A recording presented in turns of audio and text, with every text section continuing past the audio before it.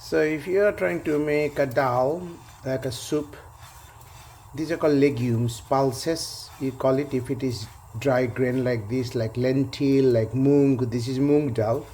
What you're doing, you are just gently roasting it, constantly turning. The smell that will come out will tell you that it is time to cool it down, because you can see some of the grains are turning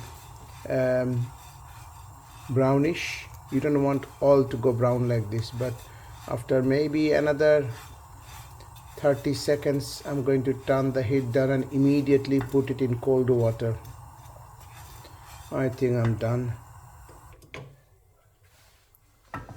So you just take it, put cold water.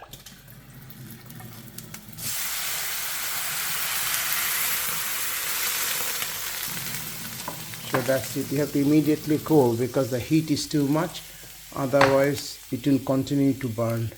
You think you have turned off the heat, but it will continue to burn. So now I'll have to kind of throw away the water and make it to boil in a proper pan, because this is not a proper pan for making a dal. And finally, when the dal is boiled, you basically put the seasoning we call shombar. It's nothing to do with Monday. Shombar means Monday. Shom, Mongol, Budh, Brihaspati, Shukra, Shani, Ravi. These are the 7 days in Bengali language. We call it shombar. I have to figure out why they call it shombar. Anyway, so I transfer the dal in my favorite pan. The beauty of this pan is that I can use it as a pressure cooker if I want to. Right now I'm just boiling the dal so that the individual grains is invisible at the final stage. It should all go mashed up. Okay, it will be a fabulous dal that will go with my putty fish curry. So heat up now and you'll put lid up, a lid down.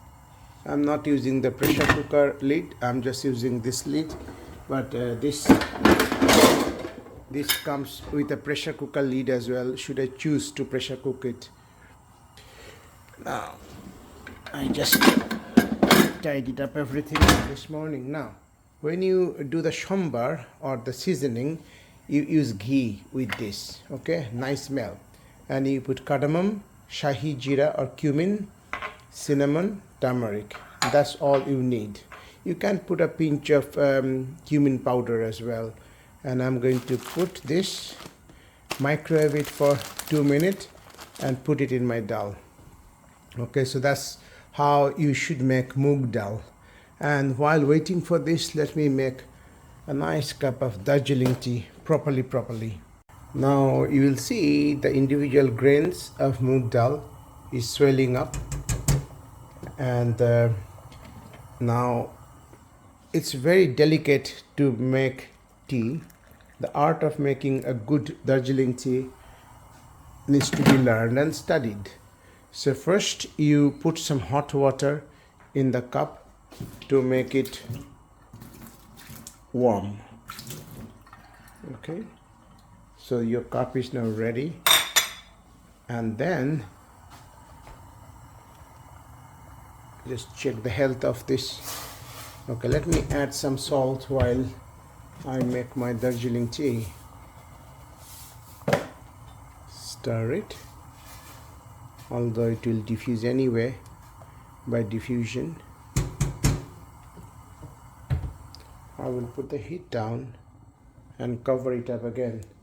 Okay, so Darjeeling is very famous, and the tea in Darjeeling is probably the best tea in the world, and that's where I come from. India, if you imagine, is a huge piece of land.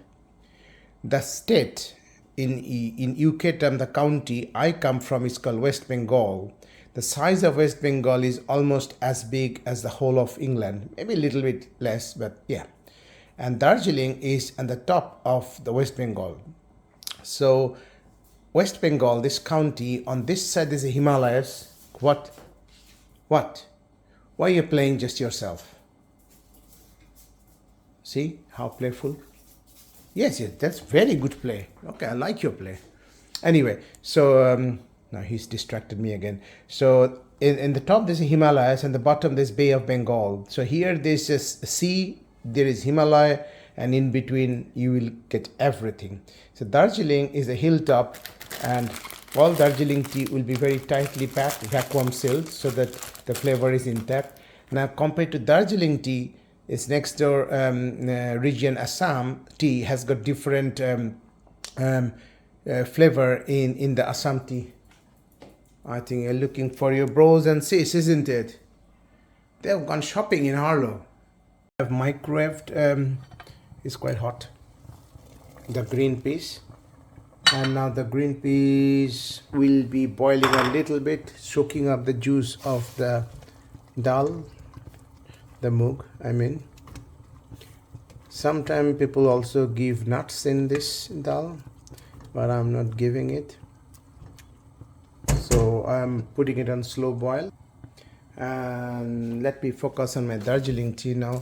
So Darjeeling tea is very delicate and ideally drank without any milk or sugar, and exactly 3 minutes is the brew time, and if you want a bit stronger flavor then it will be 4 minutes. Okay, when we do our seasoning shumbar, we normally use a small pan, and I'm heating up the ghee in there. It's not trying to. Look at the color. That should be how Darjeeling tea should look like. And I'm going to do the shumbar.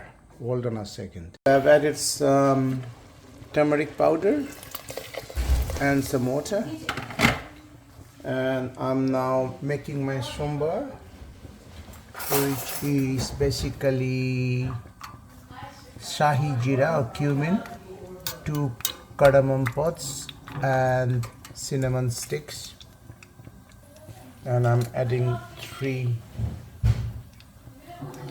red chilies, dried as well. Heat down,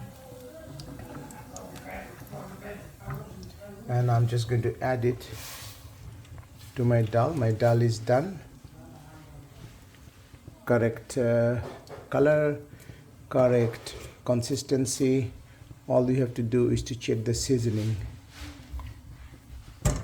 So now you close this because this is done, and you put it in. That's called seasoning of your dal. And then I'll put a little bit of hot water in here and wash it into my dal, because this is good. Okay, now it is just mixing. Normally in this set of dal we put a little bit of sugar, very little, just maybe 1 tablespoonful of sugar. So I'm going to switch off. My dal is ready, and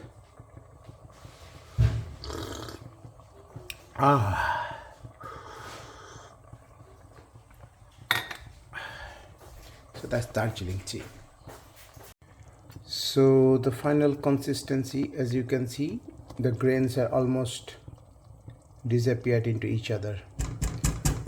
So now you can serve.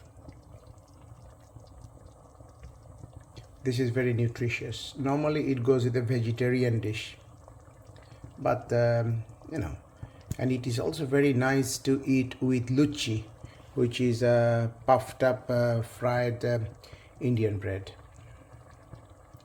Oh, I forgot to mention that Darjeeling is also called the Queen of Hills, and when Calcutta was the capital of British ruled India, in summertime the administration used to go to Darjeeling because it is a nice cold hilly city, and from Darjeeling you can see Kanchenjunga, you know, very, very nice view.